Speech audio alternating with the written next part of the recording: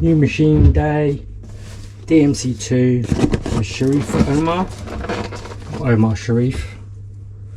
So it looks like they've actually deburred these parts now, as opposed to batch 1 where I think there was a few steps missed out. That looks to me like maybe the sacrificial plate.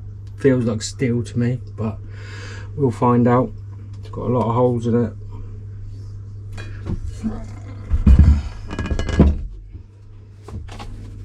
We have linear bearings,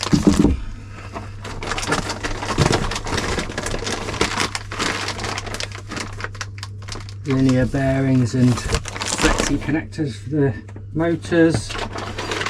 We have all the connections for the oil work,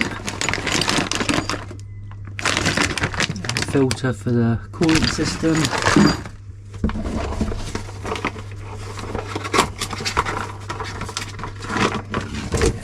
pump for the oil system,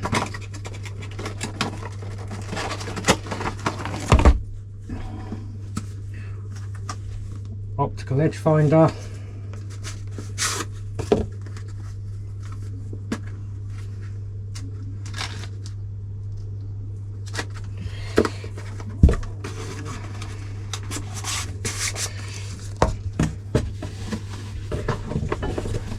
and some of the steel.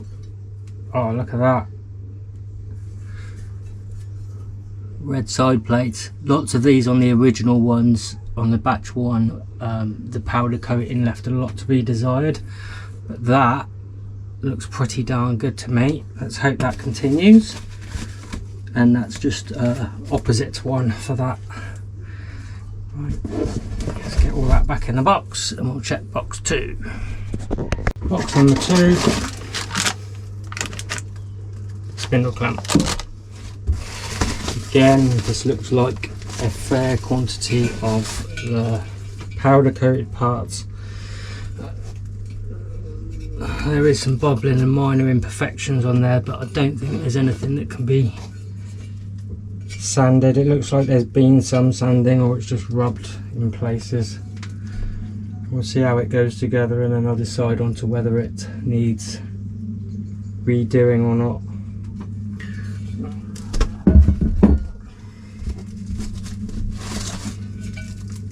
That part is almost perfect. Another spindle clamp in here. There are a lot of scratches and bits and pieces on it, but what can be expected? It's come from Canada to a little island off the coast of France, so I'm fairly impressed with that. That's just steel, all the black steel frame pieces in that one. Back in there. Box number 3, power adapters. 2 little wall ones with the European socket on it. Not a massive issue. Just buy an adapter for it. Massive bag of bits. I've been stockpiling bits from a local supplier for the last couple of months, so I've got plenty to break basically.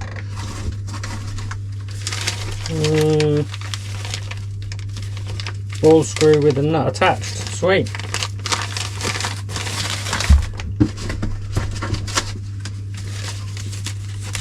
Linear rails.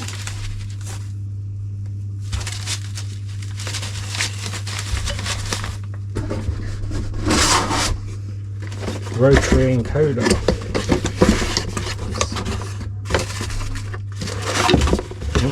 Box disintegrated on me. Oh, clicky, very nice.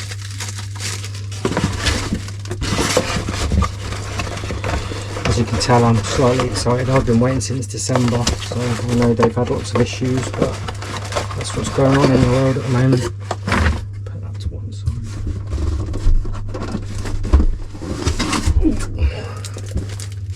Vice.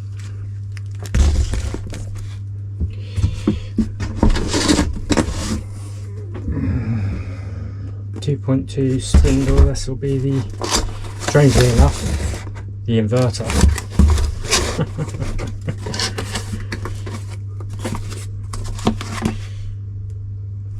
not going to get that out because that's very well packaged and probably quite delicate in some degree. I'm working in a small shop, i.e. my shed, so I have to be a bit clever about space and room. Lots of moving things around all the time.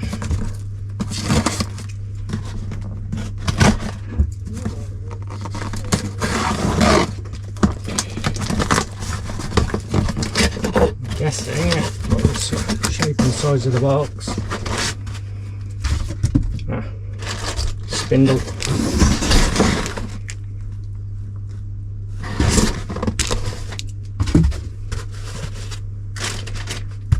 Fortunately, all my boxes that arrived were all like 0 damage or wear on them from shipping, which you kind of come to expect sometimes, especially when things are coming so far, and the sheer weight of the boxes. Some of these boxes, even though they're very small, are seriously weighty. The first box I opened was a fair amount just on its own. Box number, I've lost count, 1, 2, 3. Box number 4. This is a small but very weighty one. I would imagine it's metal plates, I would hope.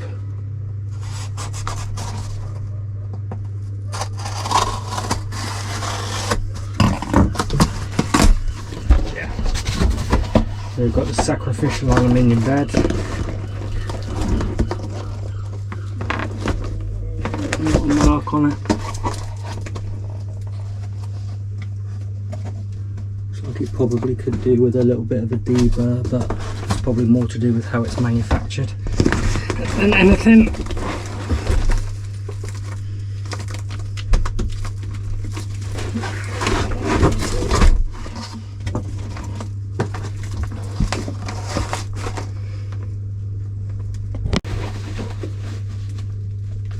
Well, that's a lot thicker than I thought it was.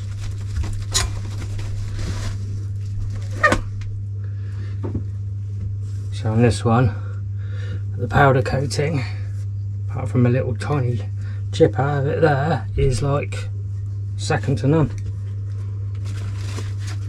Looking, there's lots of the smaller plates in this box, so I'm not going to get it all out now. All the red plates, there's none of that bubbling. It just seems that they're on the steel main tubes, the thick ones that go at the side and out the front, which I don't think on the faces it wasn't that bad that are connecting. So I'll make a decision. If I can't hit the tolerances that I want and that's what's affecting it, then I'll just get them repowder coated. It's not a massive issue. I mean, for the time span, the money that you spend on what you get, without spending stupid money and going up to Hazards, Tormax or whatever, this is like cool and great, and closed loop steppers and all of that stuff, fantastic. It was no brainer for me. I've already got a mini mill which is just sat to the left hand side, which is alright, but it just doesn't have the torque and stuff that I want to cut. It does wood like it's going through butter, but when you start doing aluminium you then got to slow everything down and blah de blah de blah, and I'm one for toys and gadgets. So box number 5, starting to lose count, fairly hefty, but I think it's just packed well. Looks to me like we've got a lot of the plastic sheeting for the enclosure. Again, not going to unpack this like I did a couple of the others, because you know what it's like, once you unpack it, it doesn't go back in again. And like I said, rushing for space. Tubing, serious amount of cabling, cable ties because I need more of those, steppers, tube, oh, steppers online.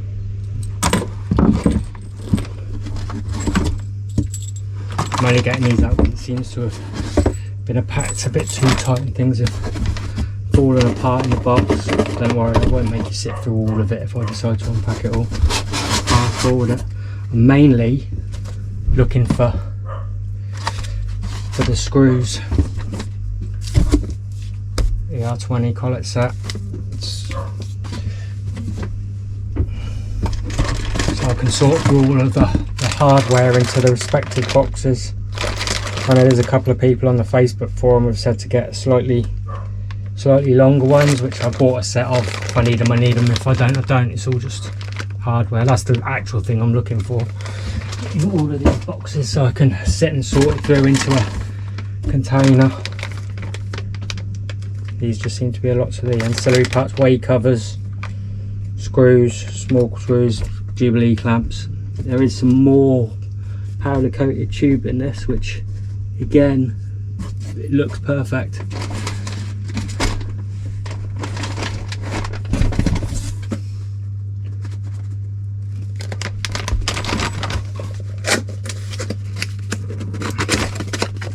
Stepper drivers,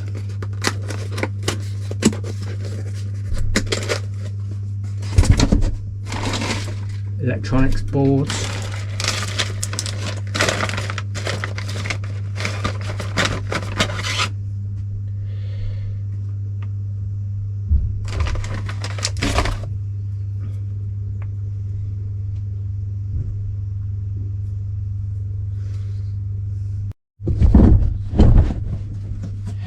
last but not least,